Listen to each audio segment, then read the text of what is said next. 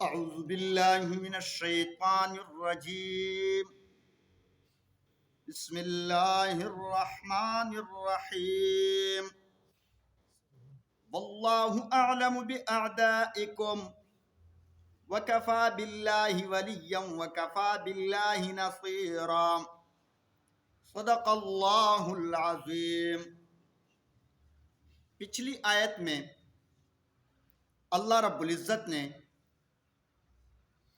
یہودیوں کے متعلق یہ فرمایا کہ یہودی خود گمراہ ہے، مسلمانوں کو بھی گمراہ کرنا چاہتے ہیں۔ چنانچہ اس آیت میں اللہ رب العزت نے یہودیوں کو مسلمانوں کے دشمن قرار دیے۔ ایک بات ذہن میں رکھو کہ اسلام ایک کامل اور مکمل دین ہے۔ مسلمانوں کو جن کے دلوں میں حضور علیہ الصلاۃ والسلام کی محبت ہے، کسی بے بنیاد مذہب، گمراہ لوگوں، کسی باطل قدیم یا جدید تہذیب سے کچھ سیکھنا یا لینا، اس کی کوئی ضرورت نہیں۔ ہمارے لیے، مسلمانوں کے لیے اسلام کافی ہے، مکمل ضابطۂ حیات ہے۔ لیکن افسوس سے کہنا پڑتا ہے، ہمارے کتنے مسلمان بھائی ایسے ہیں جو کفار کی رسم و رواج، ان کے طور طریقے پسند کرتے ہیں، انہی کے شوقین ہوتے ہیں۔ مثال کے طور پہ اپنی شکل و صورت یہودیوں کی طرح بنانا، حضور علیہ الصلاۃ والسلام کی پیاری سنت داڑھی مبارک یہ صاف کر دینا، گندی نالی میں بہا دینا۔ اس کے علاوہ جو اجتماعی معاشرتی ان کے رسم و رواج کو ہم نے لیا ہے، جیسے یوم ولادت جسے برتھ ڈے کہتے ہیں، یہ یہودیوں کا رسم ہے، انہی کا ایجاد کردہ ہے۔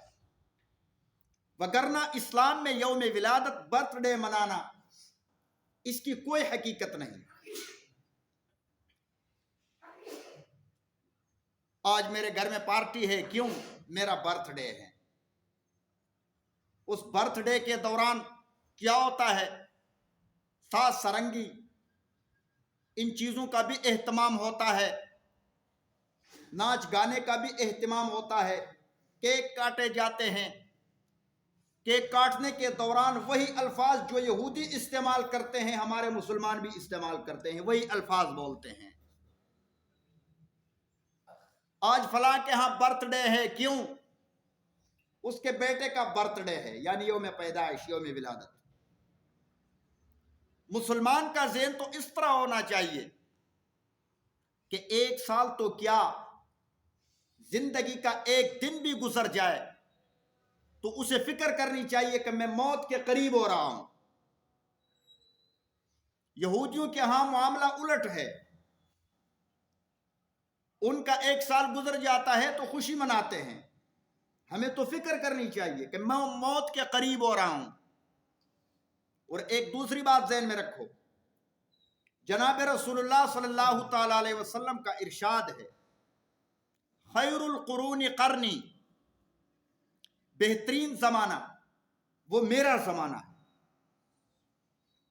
ثم الذین یلونہم ثم الذین یلونہم، پھر ان لوگوں کا جو ان کے پیچھے آنے والے ہیں، پھر ان لوگوں کا جو ان کے بعد۔ اس حدیث پاک سے معلوم ہوا کہ زمانے کے اعتبار سے حضور علیہ الصلاۃ والسلام کی قربت بھی وہ خیر کا ذریعہ ہے۔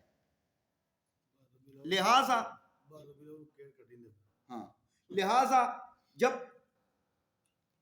ہم ایک دن ہماری زندگی کا گزر جائے تو ہمیں سوچنا چاہیے کہ زمانے کے اعتبار سے میں ایک دن حضور علیہ الصلاۃ والسلام سے کیا ہو چکا ہوں؟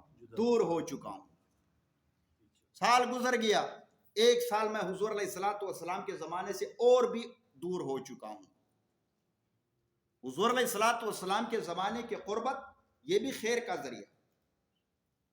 ایک بزرگ تھے، اللہ کے ولی تھے، انہوں نے ایک تندور بنائی ہوئی تھی، بازار میں روٹیاں بیچتے تھے.